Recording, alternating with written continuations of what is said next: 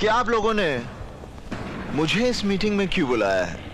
देवा, इन दिनों हमारे धंधे में मुश्किलें बढ़ गई हैं। इन मुश्किलों से हमें कैसे लड़ना है, इसी के बारे में बातचीत करने के लिए हम सब लोग यहाँ इकट्ठा हुए हैं। आखिर ये हमारी जमात की बात है और तुम हमारी जमात से बाहर तो नहीं?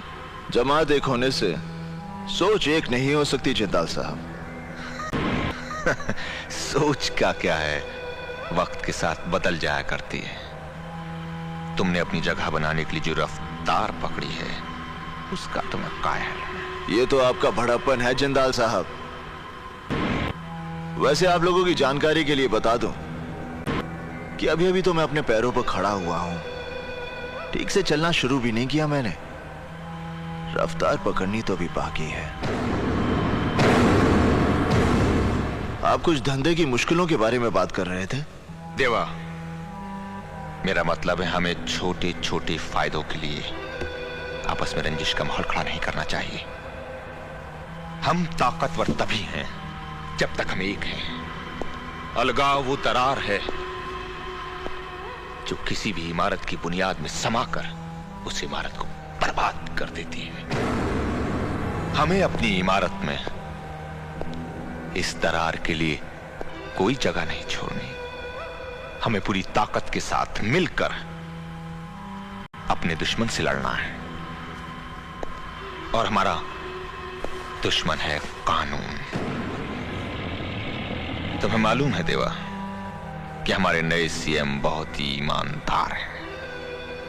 उन्होंने इस शहर से क्राइम को पूरी तरह खत्म करने का बीड़ा उठाया है और इस ऑपरेशन का इंचार्ज उन्होंने बनाया है एसीपी इंदर सक्सेना को।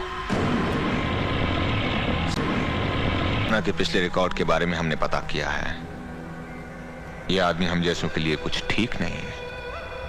इससे पहले कि हमारे इर्द गिर्द कानून का दायरा कस दे, हमें उसे इस दुनिया से विदा कर देना चाहिए। नहीं जिंदाल साहब, सक्सेना को मारकर हम पूरे पुलिस डिपार्टमेंट को अपना दुश्मन नहीं बना सकते। यह बात तो सभी जानते हैं कि कोई भी पुलिस ऑफिसर सच्चाई और ईमानदारी का बोझ ज्यादा देर तक नहीं उठा सकता। और जिस दिन सक्सेना को यह बात समझ में आ गई, वो खुद ही ट्रांसफर ले लेगा। मेरे हिसाब से उसे 3 महीने का वक्त देना चाहिए। अगर 3 महीने के बाद वैसा नहीं हुआ जैसा तुम सोच रहे हो, तो इंदर सक्सेना को तुम खुद मारोगे। यह वादा मैं कैसे कर सकता हूं? मौत और वक्त का कोई तालमेल नहीं होता जिंदाल साहब। 3 महीने बाद मैं उसे मारूंगा और यह देखने के लिए आप जिंदा रहेंगे, इस बात की गारंटी कौन दे सकता है?